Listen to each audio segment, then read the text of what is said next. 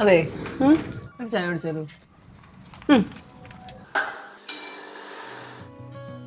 New year ആയിട്ട് എന്താ പരിപാടി? രാവിലെ എണീക്കണം, ഡ്രസ്സപ്പ് ചെയ്യണം, ഓഫീസിൽ പോകണം. അല്ലാതെ വേറെന്ത് പരിപാടി? ഞാൻ വിചാരിച്ചു എനിക്ക് മാത്രമേ പ്ലാൻ ഇല്ലാത്തതായിരിക്കും. എല്ലാരും അങ്ങനെയാണല്ലേ? പിന്നെ നാളെ എല്ലാരും ഓഫീസിൽ വരും, നോക്കിക്കോ. എന്നാലും എന്തിനാണ് ഈ വീക്ക് ഡേയിലൊക്കെ ന്യൂ ഇയർ വെക്കുന്നത്? ഒരു സൺഡേയില് വെച്ചുകൂടെ? വീക്ക് ഡേ ആണെങ്കിൽ ഓഫീസിലെങ്കിലും വരാം, അല്ലെങ്കിൽ വീട്ടിലെ ഫാനും നോക്കി ഇരിക്കേണ്ടി വരും. ആക്ച്വലി ചെറുപ്പത്തിലൊക്കെ ന്യൂ ഇയർ ആഘോഷിക്കുമ്പോൾ നല്ല ഫണ്ണായിരുന്നല്ലേ, ഭയങ്കര ഒരു അടിച്ചുപൊളിയായിരിക്കും. പക്ഷെ ആ സമയം പുറത്തൊന്നും വിടത്തുമില്ല. പിന്നെ വിടാറായപ്പോ പൈസയും ഇല്ല. ജോലിയൊക്കെ സെറ്റ് വന്ന പൈസയൊക്കെ ആയി വന്നപ്പോ നാട്ടിലാരും ഇല്ല. പണ്ടൊക്കെ അമ്മ വീട്ടിൽ കയറുന്നില്ലേന്നാ ചോദിക്കാറ്. ഇപ്പൊ എന്താ ചോദിക്കാറെന്നറിയോ? വീട്ടിൽ നിന്ന് പുറത്ത് പോകുന്നില്ലേന്ന്.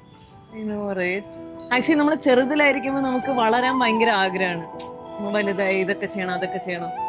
പക്ഷെ നമ്മളിപ്പോ വളർന്നു കഴിയുമ്പോ ആ റെസ്പോൺസിബിലിറ്റി കാരണം ചെറുതായിരുന്നാ മതിയായിരുന്നു അങ്ങനെ തോന്നിപ്പോ. പക്ഷെ എന്നാലും നമുക്ക് വളരാതിരിക്കാനും പറ്റത്തില്ലല്ലോ. അപ്പൊ ഹാപ്പി ന്യൂ ഇയർ. നീ നാളെ? അയ്യോ, എനിക്ക് നാളെ ഒരു ന്യൂ ഇയർ സെലിബ്രേഷൻ ഉണ്ട്, ഞാൻ മറന്നുപോയി. എല്ലാം സർവമായ